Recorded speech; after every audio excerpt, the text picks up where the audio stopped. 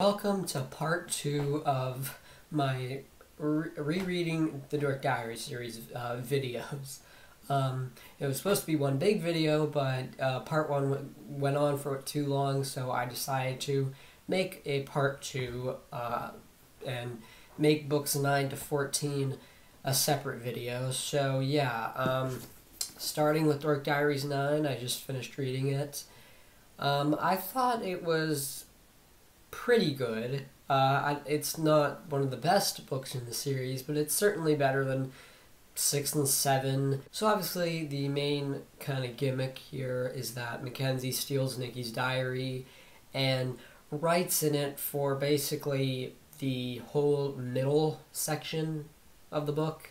For the first, I think, 9 chapters, it's Nikki writing in the diary, and then Mackenzie gets Nikki's diary after that, and then writes in it for the majority of the middle book, and then near the end, Nikki gets her diary back, of course. So basically, the whole deal about this book is that Mackenzie basically steals Nikki's diary, obviously, and hijacks her Miss Know-It-All website, and just starts writing all these mean letters to the kids in the school, and basically paints Nikki out to be a very bad person. And this video is going around with a bug in Mackenzie's hair, and because of this, Mackenzie wants to transfer to Northampton Hills, a new school where she can get away from the basically the torture that she's enduring. All the kids are laughing at her and making fun of her because of the video. And so she blames Nikki. So yeah, like I said, it's a pretty good book. I don't have much to say about it, though, because there's not really anything to say. I mean, the stuff they do with Mackenzie, you get a sense of what her life is like.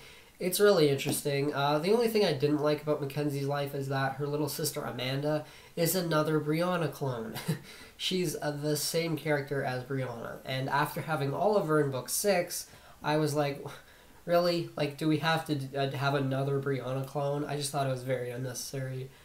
And I know, it's, I forget which one it was, but it was said in the past that it was mentioned that Mackenzie does have a little sister. But that's all we pretty much knew, is that she did have a sibling. But it's actually shown to us in this book. Mackenzie talks about Amanda and how much of a spoiled brat she is, like Brianna. And she's... she likes Princess Sugar Plum. She's basically just a brat, always taking Mackenzie's things. What Brianna would do. So that part of the book was I thought was dumb and kind of lazy. But the rest of the stuff done with Mackenzie is pretty interesting. And I thought the first part of the book, before Mackenzie gets her hands on the diary, was kind of slow. You're kind of just waiting for Mackenzie to steal the diary for things to get interesting.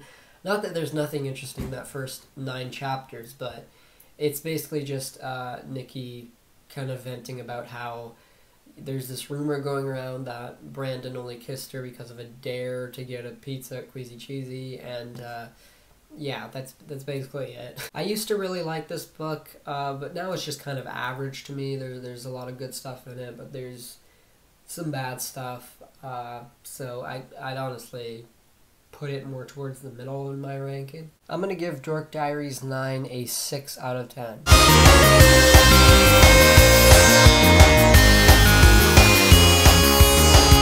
So we are now at book 10, Tales from a Not-So-Perfect Pet Sitter. So this book continues off of the story of Dork Diaries 9.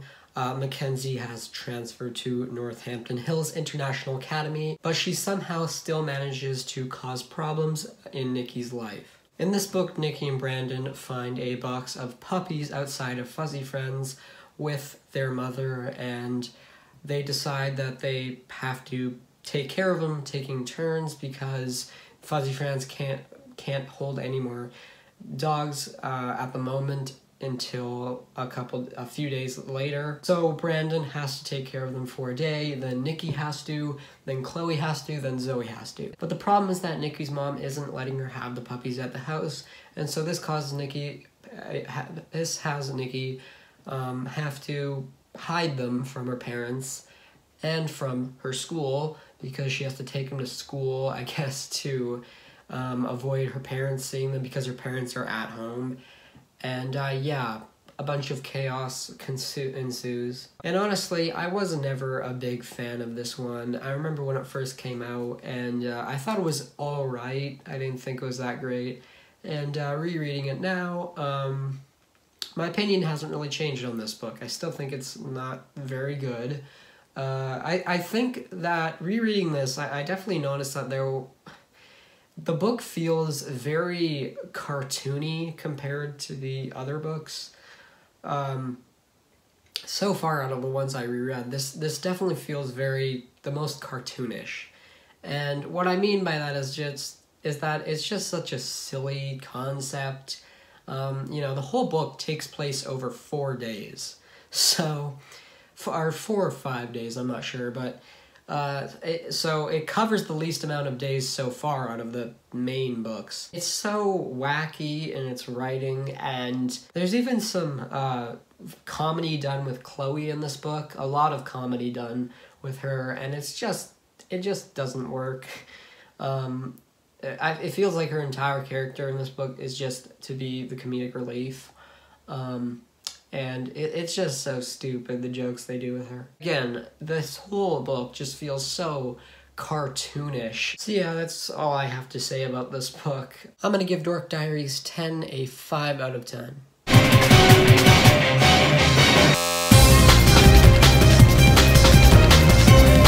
So Dork Diaries 11, Tales from a Not-So-Friendly Frenemy. This was the first Dork Diaries book that I reviewed when it first released, and I ended up really liking it upon my first reading. You guys know, if you saw my review, that I thought it was really good. I think I gave it like an A.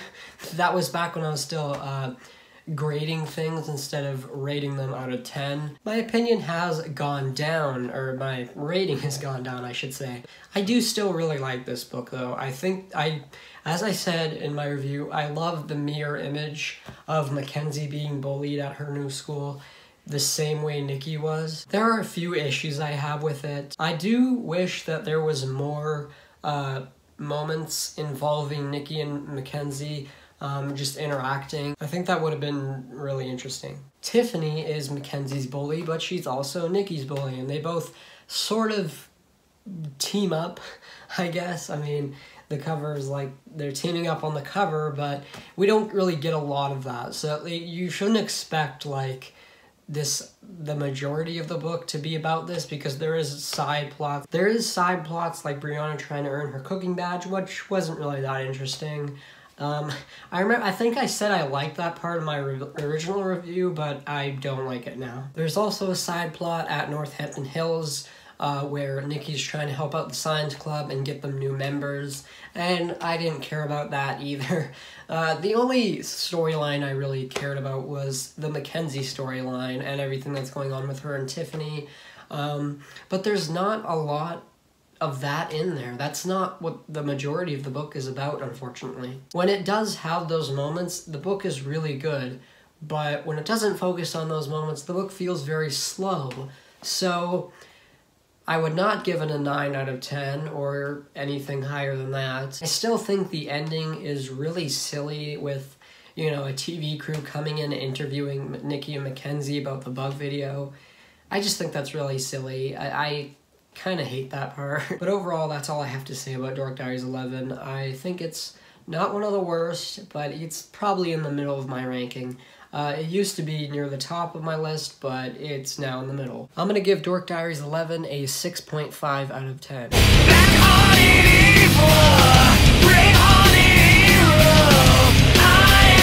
Dork Diaries 12, Tales from a Not-So-Secret Crush Catastrophe. Now, this is to the point where I actually have only read the books once before rereading them. So this is actually only the second time I've read this, as far as I can remember. But I remember thinking that it was okay. I think I thought it was, I forget what I rated it in my original review. I didn't bother to go back and watch it. But I'm pretty sure I thought it was fairly good. Like, I'm pretty sure I thought it was decent. I have a few minor problems with this, but overall, I think I feel pretty much the exact same way as I feel with Dork Diaries 9. I think it's just an average Dork Diaries book. There's nothing really to say about this, so this won't be long. But there's some stuff with Brianna that's annoying. But the main thing of this book is that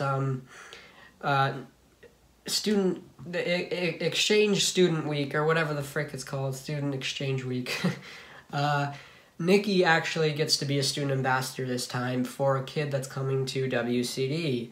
And this is Andre. And Andre, spoiler alert, turns out to be Tiffany's stepbrother. I know I sound disappointed right now, but it's really because I've read 12 Dork Diaries books in a row now. And it's just like the basic formula every time with each of the books. A lot of them are very similar, you know. Mackenzie does something bad and Nikki suffers for it, and I don't know. I don't know what else to say. It's the same thing with these more recent books. I mean, there's really not much else to say. Rihanna's annoying, you know, Mackenzie starts with some drama or whatever. And I don't know, I'm getting kind of tired of reading these. I'm not saying I don't like the series anymore, but I enjoyed reading like the first 10 books, but when it gets to the 12th one, I've actually been getting kind of sick of this. Yeah, I still have 2 more books to read after this, so of course I'm going to read those. But that's all I have to say, so I'm going to give Dork Diaries 12 a 6 out of 10.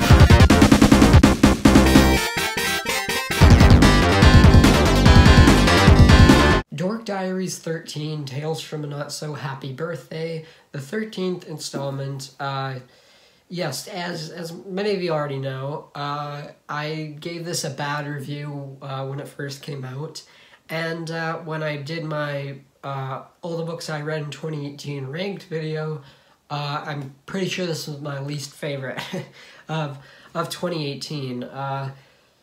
Yeah, I still stand by that because this book really isn't good. I mean, I honestly didn't really enjoy reading this like a lot of the others I read.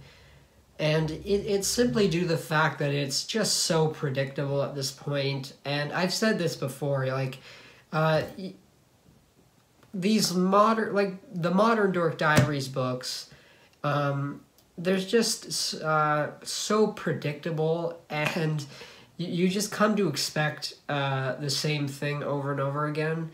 And yeah, that's definitely a problem with these new books. I mean, they're not really any different from each other. I mean, like, it all revolves around some sort of gimmick, and but the same sort of stuff happens. And this one in particular is pretty bad. I mean, like, throughout the whole book, Nikki is trying to have this huge birthday party with, like, a bunch of school friends and kids from her school, just in general, not just her friends, but because she wants to be just, like, popular, and she thinks this will get her more popularity points by inviting lots of people and having this, like, big, super expensive, like, pool party. And that does end up happening, but I feel like this is just super, I don't know if I'd say unlikable, but I would say that this is kind of out of character for Nikki. I mean, I just don't believe that she would actually, like, constantly beg her mom for this expensive party. Like, it honestly seems like something Mackenzie would do. I mean, that's what I would say Nikki is acting like in this book, is Mackenzie. And that's just really out of character for her, especially since she's supposed to be pretty much like the opposite of Mackenzie. Her whole character is about being nice to anyone, no matter if they are nice to you. And to see her be like this in this book is just really out of character. The plot itself is also just super generic, you know. The whole book, as I've said in my review, is just Nikki trying to get a party to happen and then constantly canceling the party and rescheduling, or not rescheduling, but putting it back on and then canceling again. And, you know, usual Dork Diaries stuff.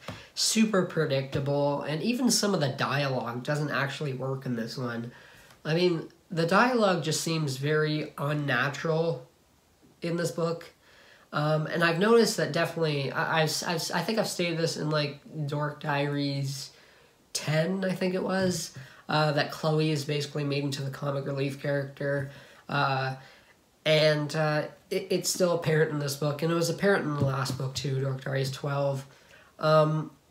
Chloe's just like the comedic relief, and that's all her character is now in these modern Dork Diaries books. It's kind of like the complete opposite of what I said about the series in my book 1 clip, is that by doing this stuff, like constantly making the books predictable and repetitive as the series goes on, it makes it feel less like an actual 14-year-old's diary and more like an actual, like, authored book series. So yeah, this book isn't very good. I definitely wouldn't recommend this one. I'm gonna give Dork Diaries 13 a 3 out of 10.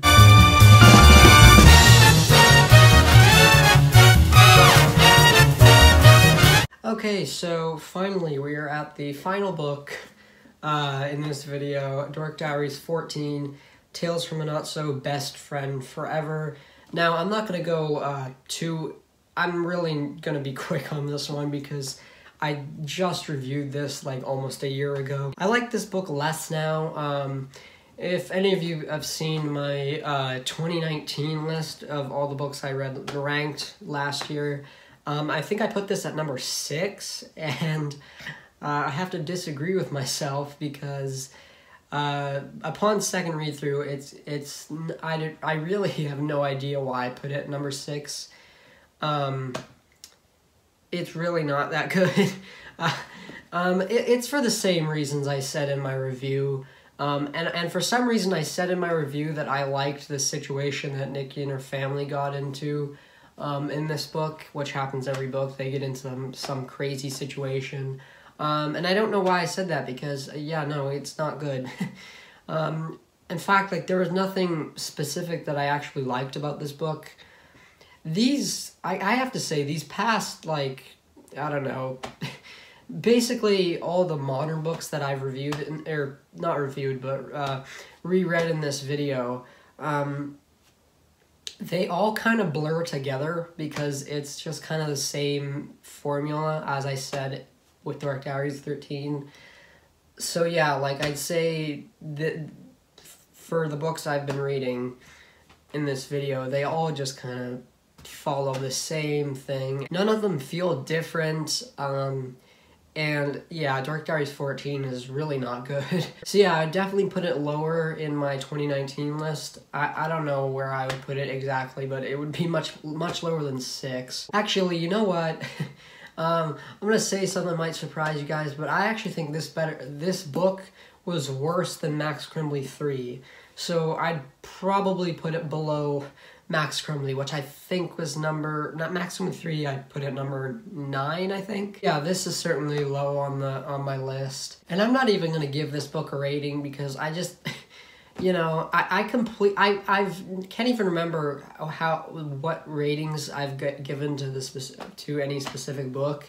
Like, I can't even remember what I gave Dork Diaries 13. I can't remember. It's been a while between these two clips, so I don't even remember. I'll find out while I'm editing. So now, after reading all the Dork Diaries books, I'm going to give you my updated ranking.